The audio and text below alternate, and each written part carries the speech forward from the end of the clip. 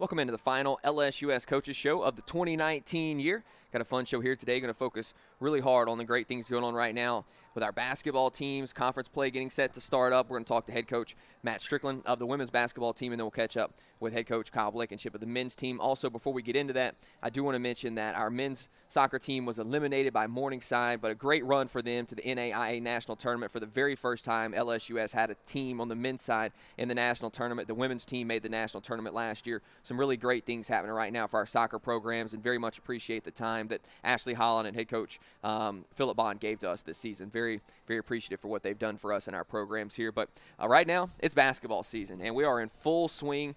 Kind of the preseason wrapping up now. You've been through your non-conference games. You'll have a few more non-conference games sprinkled in, but conference play starting up tomorrow night against Jarvis Christian on the road. Kind of let's look at what has occurred to this point, and then we'll talk about the conference games. How do you feel, man? You got your first 6 games under your belt. The team's 4-2. The new poll just came out moments ago. You guys are now receiving votes. Where do you feel like things stand at this point? I think we're moving in the right direction. I do too. We've taken some losses to some really good teams, and we've also beat some really good teams. So I'm pleased with our progress, and we got to keep continuing to grind and get better every day. One of your 2 losses to the number 2 team in the nation now. So, I mean, it was a learning process, right? We talked about that, and sometimes you have to take those lumps and grow. And one thing you and I talked about on the last show, you were working very hard on putting an emphasis on defense. And it looks like the defense coming together the last couple of games. Yep, no, definitely. I think we've gotten better, especially in our 2-3 zone. We're really long and athletic, and we're able to cover ground and things like that. So the defense is definitely kicked up. We've worked on this week on our man defense, and we want to be able to play both and mix up pressing and man and zone. So we'll see how it goes this weekend. Let's talk about the last couple games since we've had a chance to talk to you. 76-39 victory against Louisiana College. They made the trip up here to Shreveport. You guys put together maybe one of your best games of the season, 37-point victory there. Kind of walk us through what you saw in that game from the team. No, it was a lot of fun. We came out and we played dominant. Is what I've been trying to get our girls to understand. It's a mentality to play dominant, and they came out and did that against Louisiana College, and I think they put on a good showing and showed what we're capable of. And then the last game, technically it was an exhibition game, but you always take these games very serious whenever you're playing a D1 opponent, taking on the Northwestern State Demons, and coming away with the win against a D1 opponent. I know that had to feel pretty good. Yeah, no, it was a lot of fun. We knew going into the game, we studied our film, and we knew we could compete with them. And it just came to a matter of toughness and rebounding and doing the little things it took to win. So I think we played really good defensively, and we out-rebounded them by almost 20, I believe, which is, really good, and comparing an NAIA to a Division I team. So our players played really well. Sabrina Banks came out with a double-double, so did Future Banks, and Deaja Thompson, I think she had like 18 and 9. So I think those 3 really stepped up in that moment and led us to victory. Yeah, and those 3 have kind of been, I guess, the 3-headed monster at this point. It feels like you've gotten real great consistency out of Future. I feel like she's just really efficient and consistent each game. Deaja can blow up at any moment. Sabrina seems to be coming into form as well. It feels like those girls are really finding their rhythm now. Yeah, and I think, we've got a lot of new players and, new coaching staff trying to implement a new system. So we're slowly but surely getting things on the right track, and those 3 have been big for us. And we've had a couple players hurt and that are coming back from injury this weekend. And I think everybody's kind of figuring out their role and what what we need them to do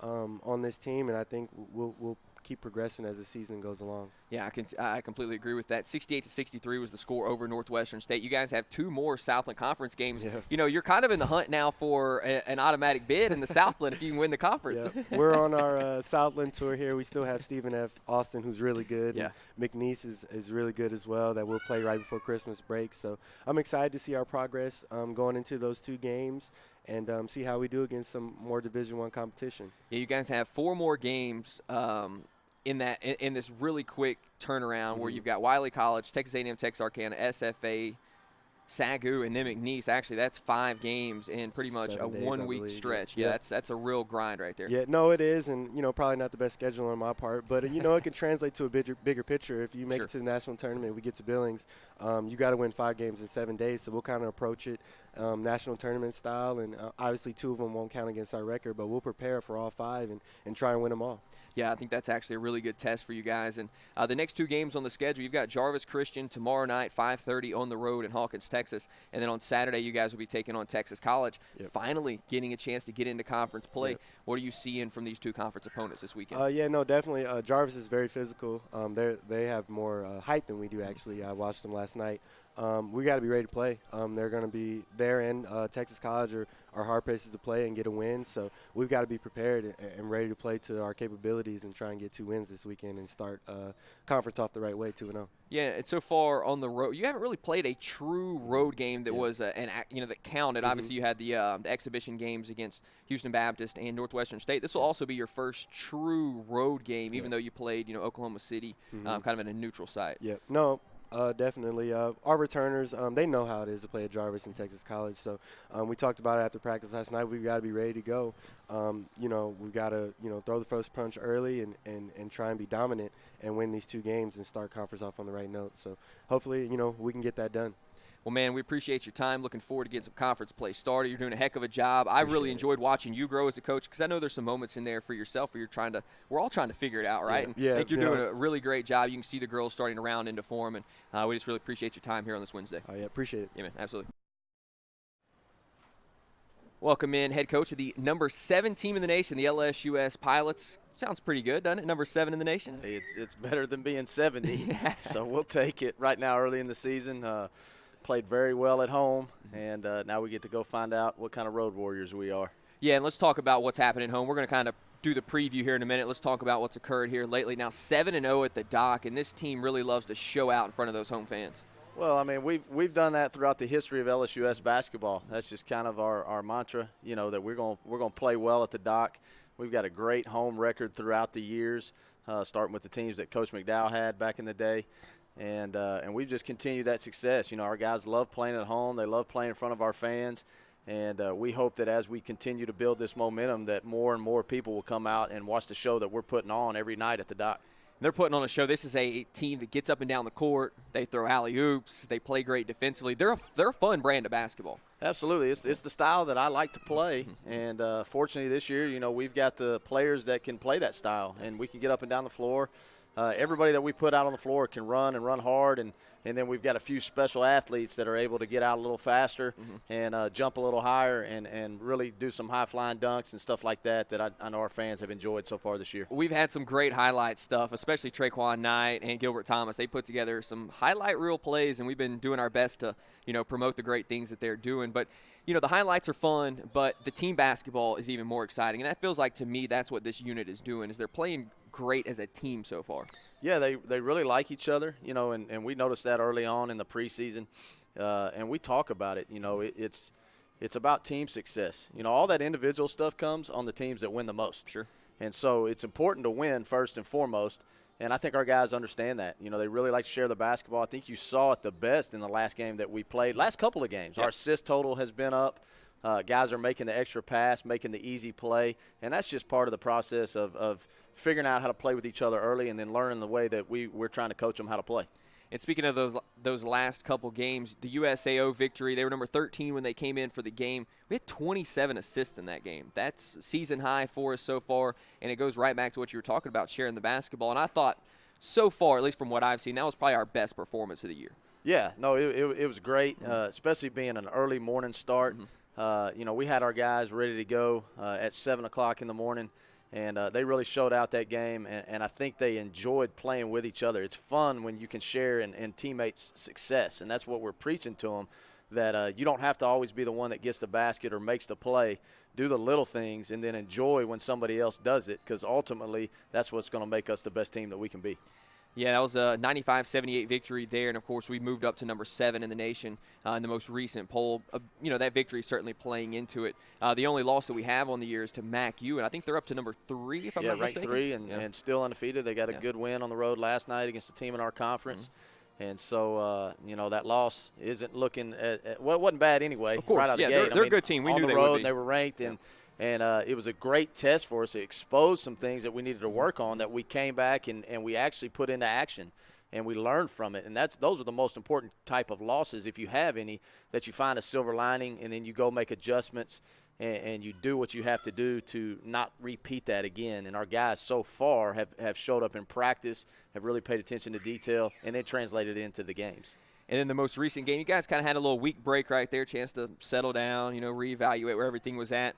Playing an underrated Lyon College team, and I thought we came out and played really well again, kind of carried that momentum from the USAO game over. 98-59 was the victory for us there. What were some things you saw in that game? Well, I mean, we knew coming in, we played them last year. They played a motion offense. They were 6-1 at the time, receiving votes. I think they're 27th if you count it down in the national poll. They're leading their league right now. But we really locked in, myself and our assistant coaches, to the scouting report, to watching film, because we knew if we could take away a couple of things that they did offensively, that if they didn't have anything to counter it, that it was going to be a long night for them. Yeah. And fortunately, our guys came out and they executed the game plan to a T, and we made everything tough on them, every single possession. And, they kind of had the deer in the headlight looks. I don't know if they had faced a team with our athleticism, with our length, and our ability just to take away their initial action, which ultimately led to our success on the defensive end that night. Yeah, a lot of success defensively in that game, but we executed so well on the offensive end. Like, it felt like every play you were calling, we ran to perfection. As a coach, that's one of the ultimate feelings, right? No, it was great, especially in the second half. I can remember several times fist pumping when guys got right into stuff. And I got to give credit to my assistant coach as well. I remember one that Coach Sobey called right behind me. He said, "Hey, Coach, let's run this," and we ran it. And he was the first one that I turned around and gave a fist pump to. I mean, I'm fired up for our guys when we're all working on the same page and we're all seeing the same thing, and then our guys are out there on the floor executing and getting it done. Yeah, and let's kind of talk about that coaching staff real quick. A couple new faces to the program. Tyler Sobey coming in. Josh Walker, former LSUS basketball player, had them kind of come in late in the season. How's the coaching staff growing as a unit as well? We work well together. I love those two guys. They show up every day. They work hard. I don't really have to tell them what to do. Tyler's got more experience, having been in a top program down at LSUA, and he had a lot put on his plate down there. And so he's come in and been able to have a smooth transition into our coaching staff, and has really helped me on and off the floor in terms of academics and with travel and with all the other little things behind the scenes stuff that you don't see. And then Coach Walker, I mean, he played for me for 4 years. He's one of my only 4-year players. And having him back on staff has just been a tremendous blessing to me, because he understands what I like and what this team needs. And he also, is not so far removed as being a player that he can relate that sometimes better to those guys. And even during a game when a guy gets frustrated, he can slide down on the bench, put his arm around somebody, say, "Hey, listen, I know I've seen this. I know what's about to happen. Yeah. Stick with it, stay with it." And the relationships are huge, not only from the head coach position to the players, but also your assistants. You want to have great relationships across the board. We have them within our staff, and I believe our staff has it with our players, and that's ultimately what I think is going to carry this team to a very, very successful season. I think so as well. And it's a family unit. You can tell everyone's bought in. That's really the coolest thing about it. And we're going to talk a little bit more in just a minute here about the coming up games, but I want to talk about a guy that picked up the Red River Athletic Conference Player of the Week this past week. That's Gilbert Thomas. 30-14 game. I mean, he went absolutely crazy against Lyon College. He's been a real blessing to this team. Oh, there's no doubt about it. He's a great kid. He plays with a chip on his shoulder, but he plays with a high motor. Mm-hmm. I mean, he wears his emotions on his sleeve, but I love it, because you know what you're going to get from him every single day. It's not just game day when he shows up and plays hard. I mean, he's going to compete in practice and wants to win every drill, every possession. He's going to push guys to go harder.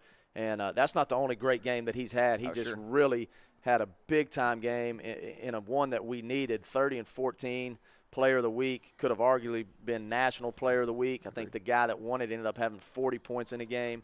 But G has been such a blessing to this team this year, and he's given us what we haven't had in the last couple of years, and that's really a 6'7", 6'8" monster. Mm-hmm.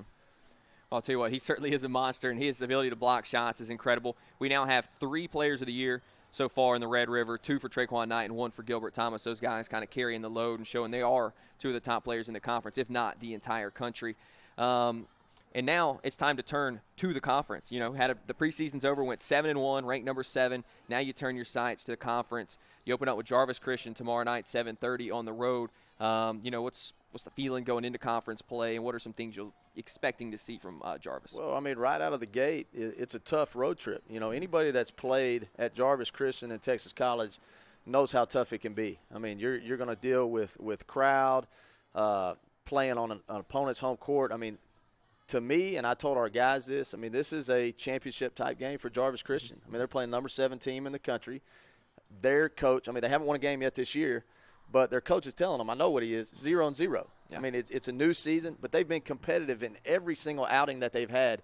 Every year that LSUS has ever gone over there, it's been a single-digit game as long as I've been the head coach. Okay. And I tell people all the time that our Final Four team, my first year, needed a miracle 30-footer at the buzzer in regulation to send it to overtime, and then we had to come back from an 8-point deficit in double overtime in the final minute or first overtime to send it to double overtime, and then needed a shot at the end to win. Is that one of your wildest games you've ever played? It is. There's no doubt about it. And our team probably does not make the national tournament if we didn't win that game. Wow. And you see it year in and year out, how competitive they are at home and how tough they play. They beat LSUS last year, who was number 1 in the country, in the first conference game of the year, which is what we're stepping into. Similar situation, yeah. Yes, and so we tried to make our guys aware of that. Don't look at their record.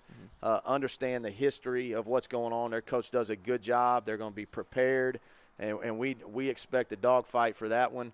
And then we turn around on Saturday and we go play at Texas College, who's receiving votes and has a lot of guys back from last year's team that made a run late in the year to get into our conference tournament, and then they were competitive in the conference tournament. And so we know the tough environments that we're about to enter, and if our guys aren't ready, then we might not come out on the winning outcome of it. And so it's important. I told them yesterday that good teams win at home, great teams win on the road. Yeah. And so that's kind of our focus and our mindset. We understand that if we want to be a conference championship team, we're going to have to win road games. Well, you've only played one so far this year. Now it's time to kind of get into that mindset and get ready for conference play. Of course, the Pilots 7-1 as they enter conference play. I think you have, maybe 2 more non-conference games this year, if I'm not mistaken. We've got Tougaloo twice, and then the Bible College, Southeastern we got Bible them. College. We also have Philander Smith that we added late. That's right. That'll be our last home game right before the Christmas break. It's my birthday. There you go. So we'll celebrate that and get ready for the Christmas break. Yeah. But we've got a lot in just a little bit of time right here over these next couple of weeks. Especially after we finish this weekend. I think we play 4 games in 7 days to finish out this semester. And so we've got to stay locked in and focused. This is a time of year when school's winding down and guys have finals. And then when you finish that, you want to try to keep their focus on the task at hand and not going home for a few days. And so we did a good job prior to the Thanksgiving break. We had a good little break. Our guys knew the time that they were going to get off.